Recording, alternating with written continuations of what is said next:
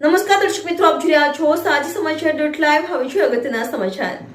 વડોદરા શહેરમાં માહેશ્વરી મિત્ર મંડળ દ્વારા ડાકોર પદયાત્રાનું આયોજન કરવામાં આવ્યું હતું. માહેશ્વરી મિત્ર મંડળ દ્વારા છેલ્લા 14 વર્ષથી પદયાત્રાનું આયોજન કરે છે. ફતેપુરા રામદ્વારાના સ્વામી શ્રી રામપ્રસાદજી મહારાજની ઉપસ્થિતિમાં ધજાનું પૂજન કરી પદયાત્રાનો આરંભ કરવામાં આવ્યો હતો, જેમાં માહેશ્વરી સમાજના આગેવાનો પદયાત્રામાં જોડાયા હતા. રિપોર્ટર હેમંત સમદાની સાથે આશીષ ન્યાતી, સાજી સમાચાર.live, વડોદરા.